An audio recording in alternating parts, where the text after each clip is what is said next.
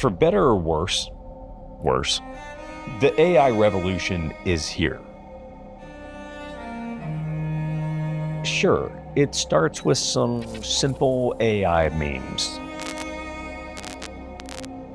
And AI helping you write your paper on cultural sensitivities in the workplace.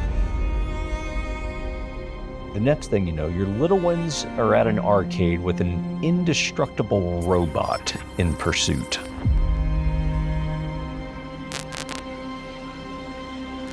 And all of this means you're gonna need a gun, a shotgun.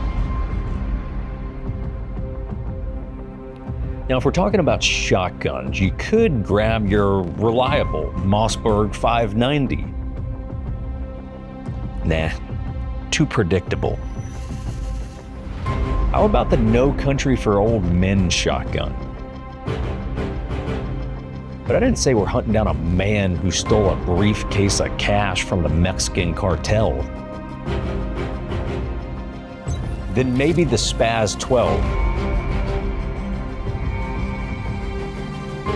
But we for damn sure aren't hunting down dinosaurs. I said the AI revolution. So what do you grab when 1,000 pounds of liquid metal is coming after you?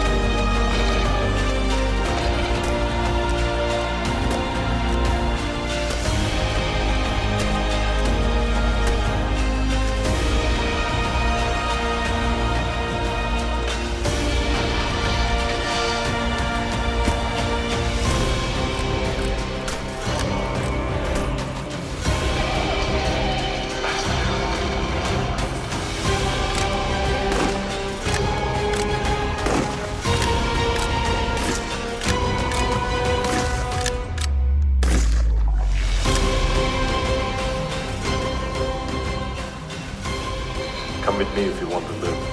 It's okay, Mom. He's here to help.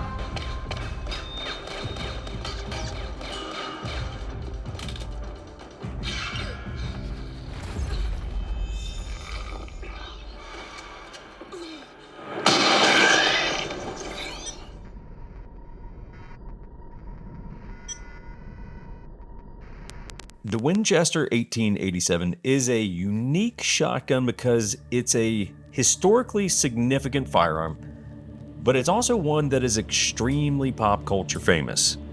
It's a gun from the 1800s, made famous by a movie from 1991 about artificial intelligence from the future. And I'd pose this question to you. Name a gun more impacted by its use in a movie than the Winchester 1887. And we're going to get into that. Now, one important note, this is an actual Winchester 1887, meaning it is not a clone. The wood and the metal have a character to it because this gun has existed on planet Earth for 129 years. And while I have a romanticism about certain firearms, this one immediately made its journey to Mark III firearms to go through the transformation that you see here. Guys, I've said it before, so I'll just say it again. Our sponsor, National Armory, is kind of getting insanely famous across America right now. Example, I'm in the Arby's drive-thru the other day, right? Ordered a half-pound beef and cheddar. Not a big deal. And over the loudspeaker, the kid says, he's like, "Are you the guy from the National Armory commercials that I see on TV?" And I was like, "Yeah, yeah, that's me." And he's like, "Oh, I found some insanely cool stuff at National Armory." And I was like, "Yeah, man, they got all kinds of cool stuff. Can I get some curly fries with my order?" And the kid, he goes, "Sir, calm down. He goes, I'm talking everything from vintage stuff you don't find at most shops all the way to new production. And I was like, bro, I hear you. Like, I'm calm. Can I get some horsey sauce? And he goes, sir, he goes, fuck the sauce. And I was like, so he goes, sir, fuck the sauce. He goes, I'm booking a flight to National Armory. I'm going to go see the friendly staff there in Pittsburgh. And I didn't even get to eat that day. Like, I literally went hungry for the sake of National Armory. So I'll tack a lunch bill onto my invoice for this ad read. So anyway, I'm a shill for National Armory. I'm also a customer. I'm fending off the public and National or Arby's drive-thrus. It's kind of a weird dynamic. So anyway, we appreciate their support. Go ahead and move on. Now, some of you may associate the Winchester 1887 primarily with pop culture, but we really do have to back up and look at it from a historical perspective. Because like many things, it starts with John Moses Browning. Heard his name on the channel before? Certainly have if you've listened to Eli. Now, this is in a pretty interesting time in the gun world because you've got Winchester and Colt, who are really kind of like the two big names. And they are essentially kind of feuding, right? They're not on friendly terms. And ultimately it gets to the point where a truce, a gentleman's agreement, if you will, is formed between Winchester and Colt, where they agreed not to compete in each other's market. So Colt backs off a lever action that they were planning to do because that was Winchester territory, and Winchester backs off of their plan to do a single action revolver because that was clearly Colt territory at that point. Now, in 1886, Winchester approaches Browning to create a lever action shotgun to complement their Winchester lever action rifles. Browning at that time was actually already working on a patent, might have already had the patent, I wasn't entirely clear on that, but basically was working on a patent for a shotgun, but it was a pump shotgun. And he lobbies for Winchester to basically take over that patent. And Winchester sort of politely tells him, hey, Johnny, we're Winchester, we do lever actions here, so yeah, just get us that lever action shotgun. Which he does. He sells them the patent, and within a year, I mean, keep in mind, this is 1886. Within 1887, the gun is officially out. So very fast turnaround on the project. And he actually finds out about the gun when he's on his mission, and he actually sees it. Browning was a Mormon, and he goes on his Mormon missionary, and or in his mission, and he actually sees it in a store window, and he's like, oh yeah, there's the gun that I basically came up with. So anyway, the Winchester 1887 becomes the first financially successful repeating shotgun. So it's a pretty big deal at that point. It was offered in 12 gauge and in 10 gauge. The standard barrel length was 30 inches, but they also made a 32-inch version and a 20-inch riot version. Super cool. The 20-inch version is very, very, very cool. 65,000 of these were produced between 1887 and 1901. Now, you got to keep in mind, again, between 1887 and 1901, this was in a black powder only era. And by 1901, black powder is really on its way out. So Winchester effectively almost like re-releases the 1887, but it's called the Model 1901, and that was capable of running either black powder or smokeless powder loads. And the 1901 stays in production until 1920. So the 1887 ultimately was considered a success. It was a popular Western frontier gun, much like, we've done other videos on guns like the Colt 1903 pocket hammerless, where you're like, hey, it was such a prominent gun of the era. It was used by both sides of the coin, by the outlaws and the law. Like the 1887 was that. It was a very sort of innovative, popular design, and it got used by everyone. And it really only got phased out, not because it was not a good gun. It's frankly a fantastic firearm. It was just that the shotgun market was migrating to pump action and semi-autos like the FNA5 and all the 1897 different things like that. So no fault of the gun. It was just sort of technology ran its course and better designs were coming out. That's a little bit of a historical snapshot, but for many of you, that is not what you associate with the 1887.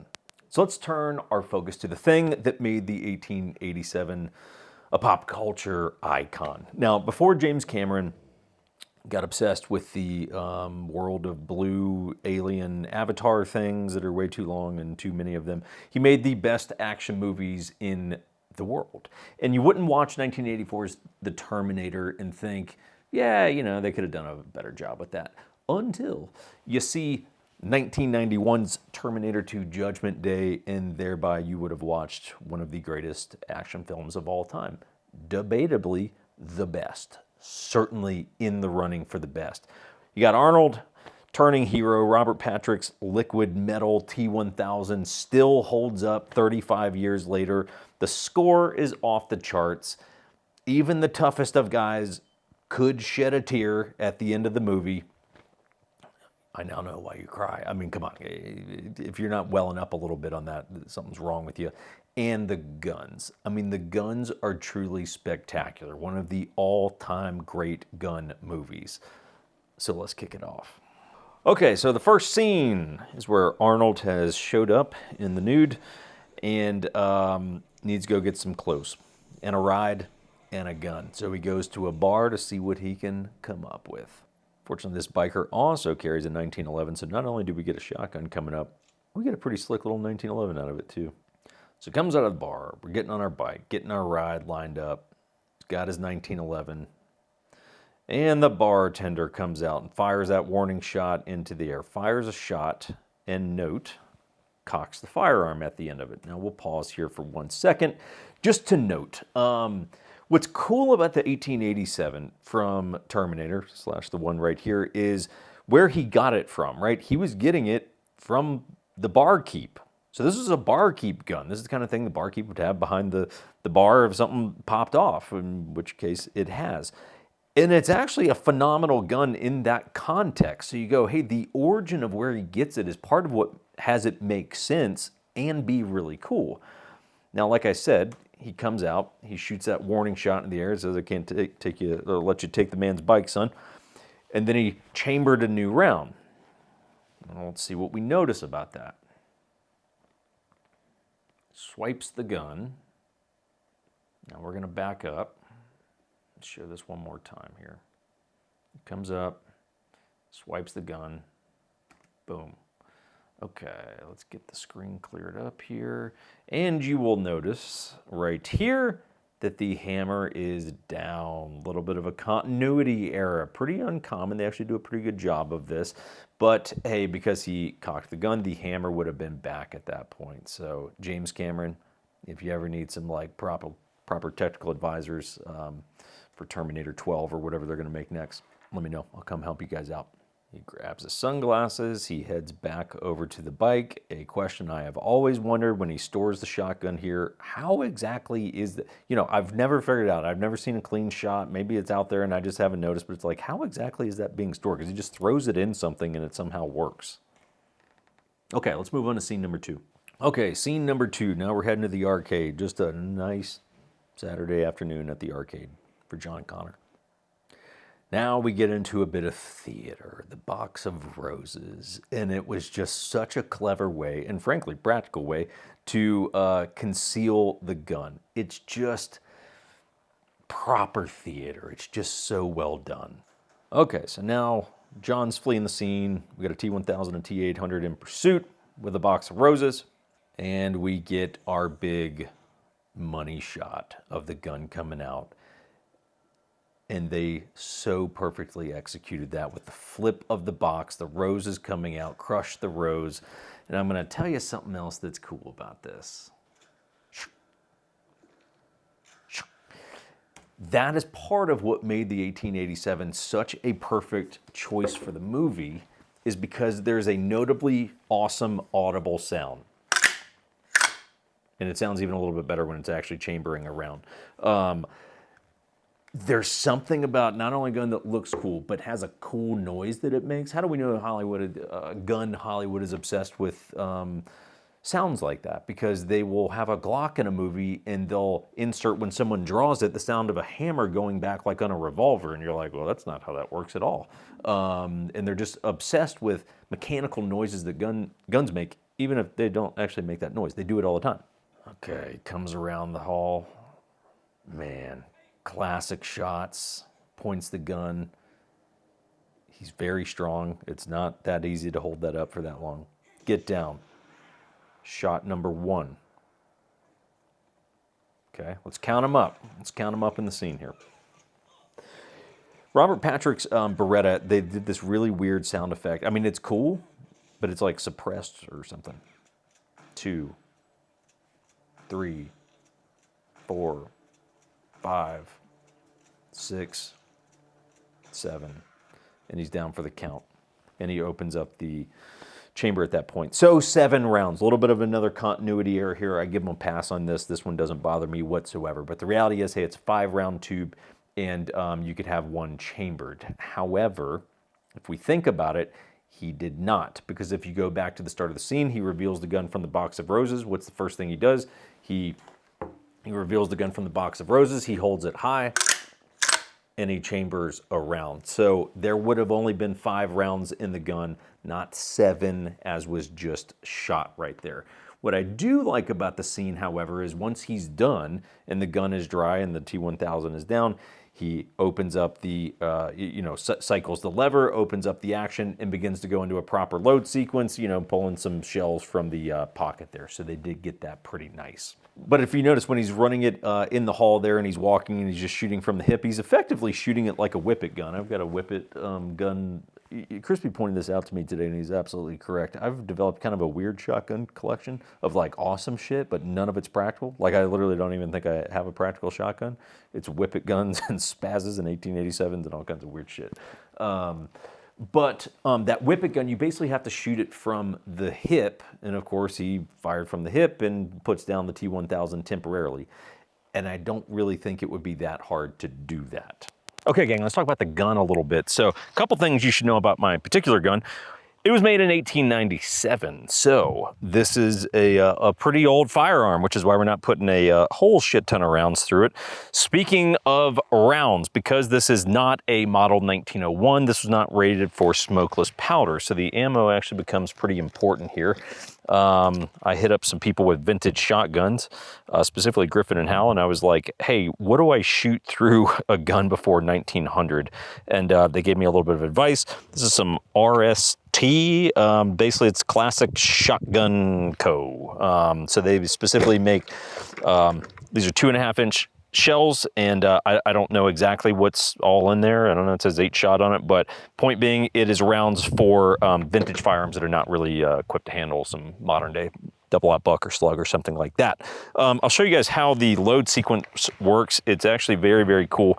So you basically open up the action, and that is a wonderful noise. And you just see how cool and mechanical this whole thing is. Very Terminator-esque with all just the exposed, not gears, but you know what I'm saying there. So basically you just place a round on top here, and then you would want to push that down. That will drop it down to the tube, and you would push your round into the tube.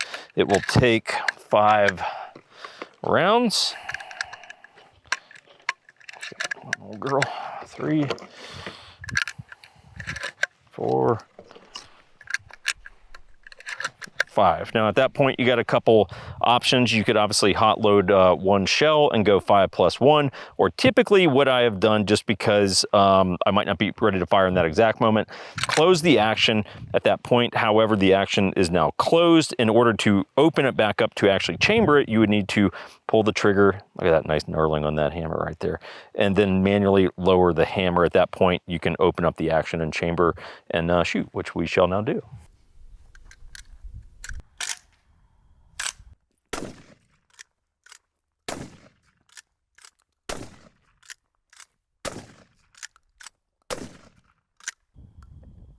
Okay, so now at that point, you would chamber around. It's incredibly smooth. It's actually really, really nice.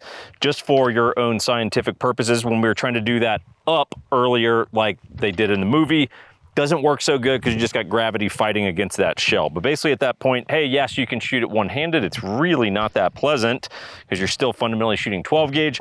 You could either shoot out here, or more appropriately, you would kind of shoot it like a whippet gun into your hip, and then you're empty. It is frankly very nice shooting, especially given that, hey, this is pretty primitive, and obviously there's no stock on the gun, but it's actually pretty nice shooting. However, when we think about the movie, right, the opening scene there that we were just checking out, Arnold basically chambers the gun, he's in the hall, he walks through the hall, and then eventually he comes to a stop, John Connor, and he tells him to get down, and then he shoots and he starts engaging. So what does he do? He shoots one round on the T-1000, and then he moves through the hallway firing the rest of the rounds. Well, it turns out T-1000 likes to party. So we are here with what is shockingly very creepily similar to a Nick Cage face on this particular guy.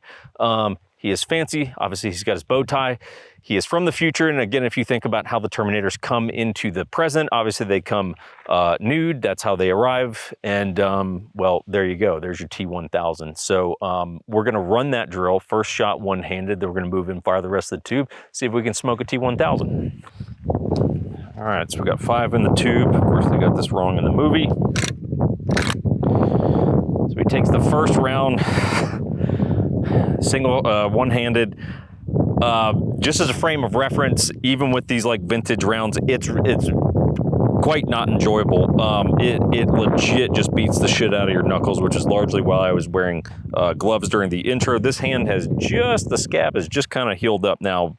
Decent chance this will draw blood just because your hand's beating against metal, but we'll send the first round single-handed into the T-1000, then we'll move in and shoot the rest. Okay. Cameraman ready? Yes, sir.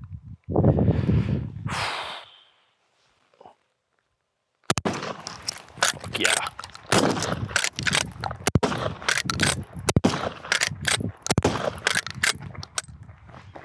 Bro.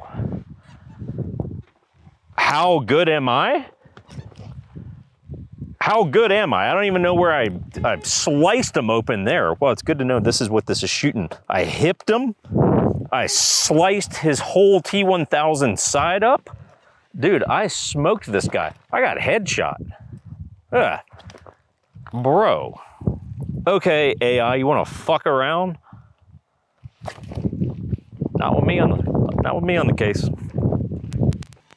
Okay, here we go. Moving on to the bike scene with a great opening shot, establishing that it is, in fact, Arnold Schwarzenegger riding this bike. That was no stuntman right there. He actually did that. Of course, he has a stuntman for a lot of the shots that you will see throughout this. One of the things we have to keep in mind on the bike chase here is this is really action movie making at its finest, because this is right in that zone before effects-driven films completely took over and you could just do anything on a green screen and basically anything was possible at that point. So much of what you see in Terminator 2 is practical. The shot coming up here where the truck comes over the bridge, that's real. That is happening. Like this is, I mean, you can go find the behind the scenes stuff of that thing crashing down into the LA, riverbed is what I assume this is. I know this is filmed in LA. In fact, they had to shut down, like alter water flows within the LA riverbed there to be able to pull all of this off. So, I mean, this is really like incredible practical stunt work and all kinds of stuff here. Now the shotgun officially comes out. Takes his first shot. By the way, that's first shot fired in the sequence. Okay. So if he was fully loaded, okay, that's one. Boom. Flip. Boom. Flip. And there's his fourth shot. Okay, so we need a backup. There's so much there that we have to break down for a second. So let's begin with this. As soon as a couple of buddies and stuff knew I was doing this project, they were like, oh, are you going to do the spin? And I was like, well, it's not that simple, because what you have to understand is that there were several guns used in the movie. Specifically had 3. One was a rubber prop gun, an exact recreation of this, but a rubber prop gun. There was the gun like mine, which is referred to as the Rose Box, which is with the normal lever loop there with the cut-off trigger guard. There was a third gun with an enlarged lever loop specifically for the scenes here where he's flipping the gun. So when people are like, are you going to flip it? It's like, well, it's not that simple. There was a gun specifically for the scenes on the bike. And if you look at, if you took whatever, 100% of the use of the 1887 in Terminator 2, and you said what percentage of it is the one like mine, the vast, vast, vast majority. I mean, it's probably, I don't know, like 90, 95%, something like that. The loop gun was for this actual scene. And you will notice, as we'll play it here, so even if you look at the poster, you'll see the gun like mine. You see the big loop there, big loop. You can clearly see that this is an entirely different firearm. We chose to keep mine classic because mine really is the proper movie gun, even though, of course, that's an iconic scene. Mine is actually the most appropriate based on movie usage. The spin, I would also note, is most likely, and I've never heard if James Cameron confirmed this or not, but it was most likely a nod to previous works. So Chuck Connors was known to spin, I believe it was a Winchester inside of the TV show The Rifleman. It was kind of before my time, never really got into it, but there was Chuck Connors spinning his gun. And probably most notably from a pop culture perspective, John Wayne, of course, spinning his Winchester 1892 in true grit. So this was not a new concept. This was probably a wink and a nod to past works. So at this point, he's fired. There's his big loop. That's his 5th round fired in the sequence, which will be his last.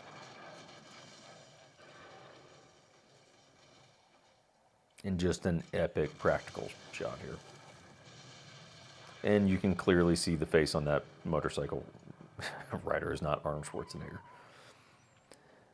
Here's your tiny bit of continuity, though. Pulls it out. And he gives one final spin. He'd have been empty at that point.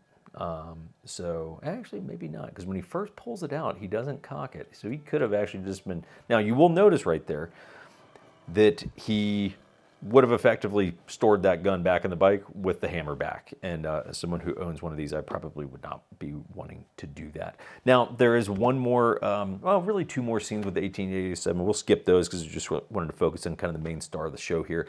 There's the hospital escape scene. Just not a whole lot to talk about there, other than the fact that he originally fires 7 rounds before his first reload, and then has to reload again after 3 rounds that he fires from the car. So doesn't make a whole lot of sense. Again, I'm just trying to give you guys little nuance points. It's like you all know Terminator 2. You know this stuff as well as I do. I just try to find little things to talk about as we were doing it.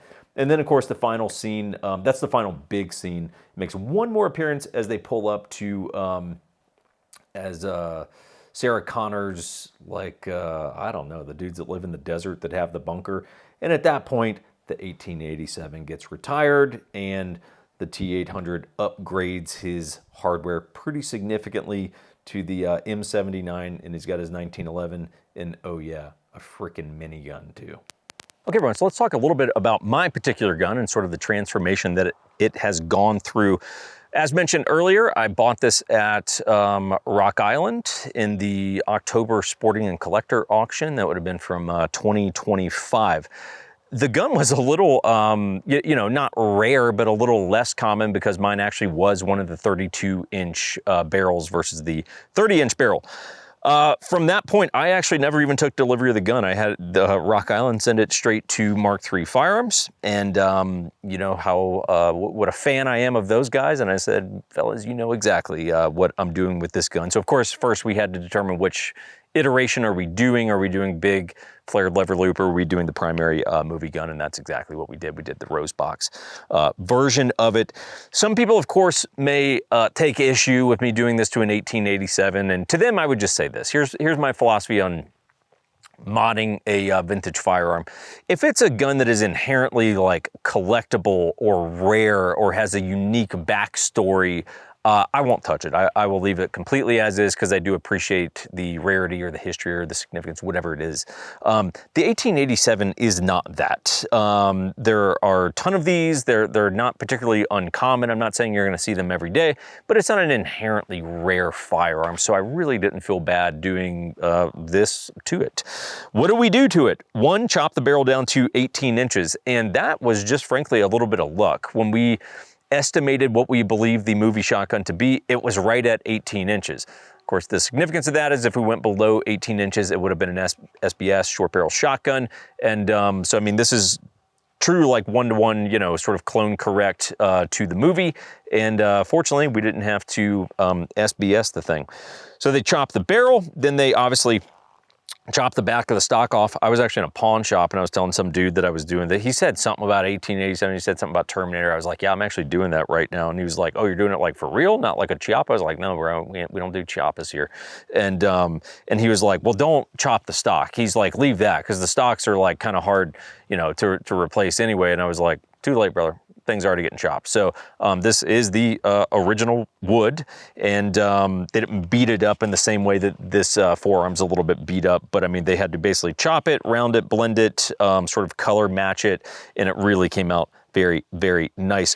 From that point, then really the only other main thing is the chopping of the trigger guard. So for those of you who remember the Fitz special, the Fitzgerald Colt conversions, that's effectively what the Rosebox gun was from Terminator 2. It was a Fitz 1887 where the trigger guard is chopped off. So they obviously chopped all this off, you know, blended it, and you know, just made it really nice and smooth. There's no sharp edges or anything like that. Fortunately, nothing else had to be done to it in regards to like tuning or anything like that, because hey, it's a lever action gun. Unlike my my Whippet gun, my Bonnie Parker Whippet gun, which was an FN A5, that did take a little bit of tuning once they started chopping down barrels and stocks and things like that. Not the case on a lever gun though. In terms of Mark III firearms, look, I'm frankly a fan of those guys. I just happen to be lucky that I also get to do projects with them, which is nice because I'm a huge fan of their work. But I will tell you, I've got a few Mark III guns, and this ranks very, very high. While frankly a relatively simple gun for them to do, it ranks pretty damn high on my list of favorite Mark III guns that I own. So guys, as we start to bring this video to a close today, do something a little bit unorthodox here. I started to ponder the question, which are, what are the guns made most famous by movies? Because I had this theory, I think that 1887 might have gotten as big a bump from a movie as anything ever. And I started pondering, well, what are the movies that have truly impacted guns the most? And you guys will see my version of nerddom right here. One, I would say the Spaz 12 from Jurassic Park is one of the guns that truly made iconic by a movie, of course used in Terminator also, but most notably in Jurassic Park. And then I thought Walther PPK, to which I've got a couple, particular suppressed one over here. I thought, well, yeah, I mean, James Bond and the PPK, I mean, those things are, no one would give a shit about the PPK if it wasn't for James Bond. Then I thought Model 29 from Dirty Harry. I mean, it really did take a gun that was not notably popular and sort of sent it into the stratosphere of an iconic gun. I thought a couple others. 4506 from Training Day. I mean, Denzel's use of the 4506 in Training Day is notably cool, except he had two, and he had rounded trigger guards, so I'm a little let down on myself about that. I also thought HK USP from Collateral, and well, there's a couple USPs over here. There's just kind of like a wall of HK stuff, but those are five that came to mind. And then I even started to play the little nerd game with myself, or like, what are movies that impacted a roster of firearms? And the two that came to mind for me would be Die Hard, of course, with the Beretta 92, and what else do we have on Die Hard? Of course, we've got the HK P7. Don't worry about it, everyone. Is it a factory nickel M13? Yeah, kind of, sort of. And then we've got, of course, the MP5, and this is where my failure in life comes in, the Steyr AUG, which is sadly not in here. And then, of course, Heat, I would say, is the other movie that most notably impacted a roster of firearms, from the FNC to the 733 to the Galil. There's an FAL over there. We won't pan all the way over there. HK91, failure, don't have. I can just tell you guys in advance, this SL8 will eventually get replaced by an HK91. That's my plan of what to get there. But Papa's got limited cash flow, so HK91 hasn't happened yet. And then, of course, we've got the USP and the SIG 220. So Die Hard and Heat impacted an entire lineup of guns. Point being to that, if I think about the 1887, and the 1887 doesn't go on the wall because frankly the wall is full and it just doesn't lend itself well to a wall. So this is my little like sort of weird shotgun section here of Whippet Gun and Spaz and No Country for Old Men in 1887. And I would just tell you, I think that the 1887 got as big of a bump from pop culture as any gun that you can really think of. And while there's a ton of amazing guns throughout Terminator 2, truly one of the great gun guy movies, the 1887 probably stands out as the sort of shining star of the movie. It's audible, it's I mean, just everything about it worked, as a brown dog enters set here. The only other thing that would maybe be more iconic from Terminator 2 would be the M79 blooper, but hey, there's a different level that I'm gonna have to go to in life before I can get M79. So all this to say, this is one of these videos I really cared to try to bring a cool 1887 video to the world, because you can only do this video once. It's kind of like the Spaz, like, hey, you got one shot at doing this thing right. The 1887 to me is just one of the coolest guns. It's been a really fun video to make. Hope you guys enjoyed it, and we'll see you next week.